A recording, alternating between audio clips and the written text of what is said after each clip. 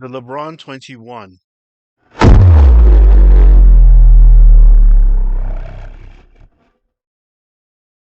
It is equipped with Cushlon 2.0 foam and two air zoom units in the heel and forefoot. The shoes have premium leather on the outside. Underneath it, there's a cabling system that provides stability and support to the basketball player. The perforations are functional. They actually help with the breathability of the shoe. Aesthetically, the shoe is supposed to look like an oyster shell when taken in. The tongue is made of premium material that's quilted and also has perforations for breathability. The quilting also helps with the lockdown when your foot's in the shoe. Midsole has the two air zoom units, one in the heel for landing and one in the forefoot for propulsion. The midsole also has a top loaded plastic plate and finally a rugged outsole. The cabling is visible on the heel of the shoe. It's supposed to provide the aesthetic of an oyster being revealed.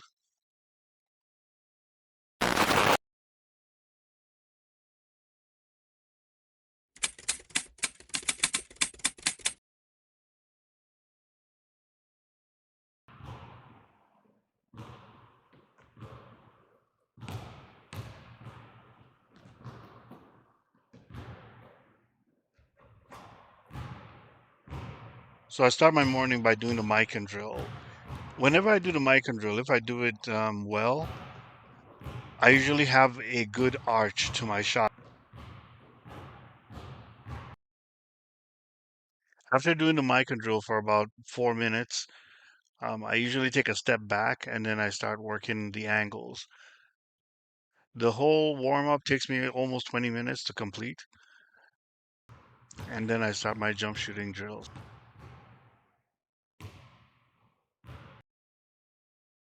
I try to ensure that I give my left hand plenty of attention because you never know when you'll need to alternate hands, especially in the paint.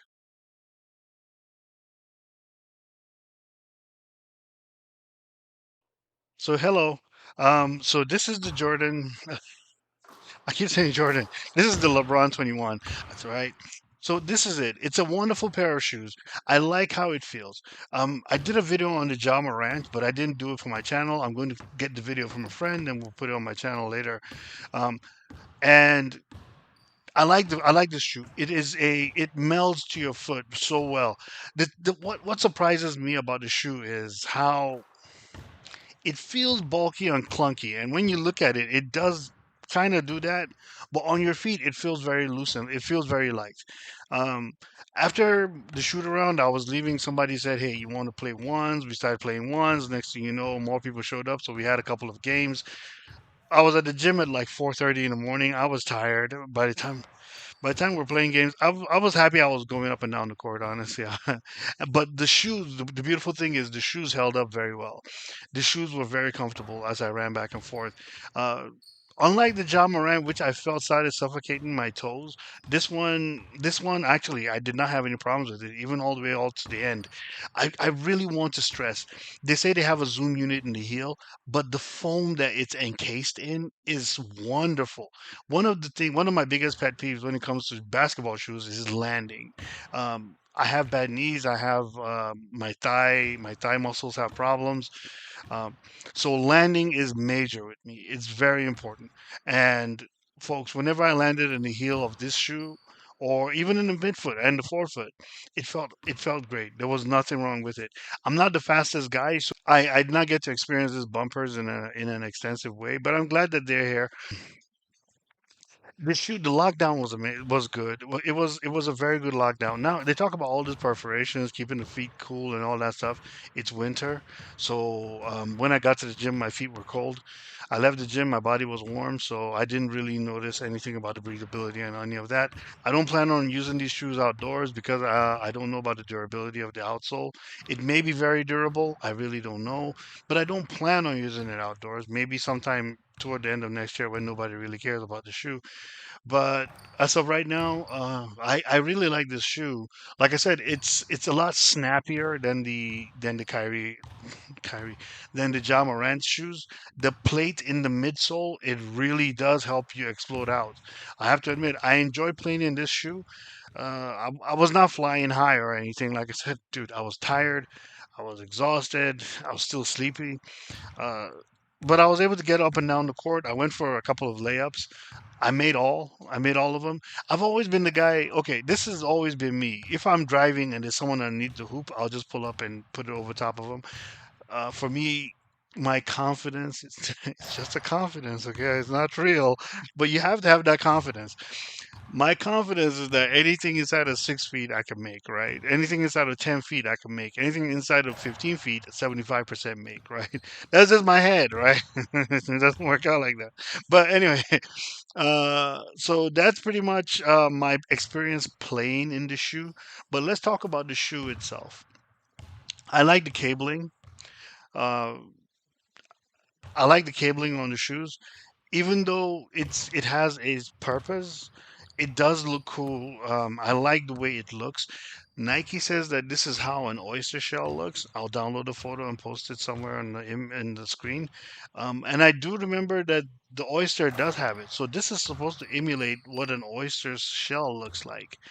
The perforations for breathability, as you know, an oyster doesn't have a breathable shell, but it does open and close. Also, it breathes through what's it called, turgor pressure, or what's it called? Shucks.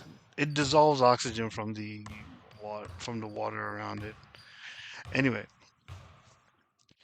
and the lacing system, I like that the lacing system is on the inside. This way, it can pull the shroud tighter, the exoskin tighter to give you a very good lockdown. Um, the lining is amazing. This is about the most premium tongue I've ever seen. Well, I haven't seen the J Balvins. I heard those have some premium material in them, and also the DJ Khaled. I've seen them. I haven't really examined them, but this is really comfortable.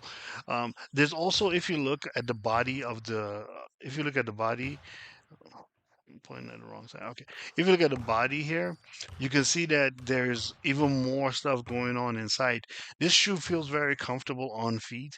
Of course, I had socks on, so I did not feel it directly, but it was just one pair of socks, so it was not enough to, but I did feel the comfort in the shoe. The heel counter is solid. You can bend it if you put a lot of pressure on it, but the heel counter is solid, and that's as it should be with some shoes. Not all shoes necessarily need a solid heel counter, but this one definitely benefits from having it.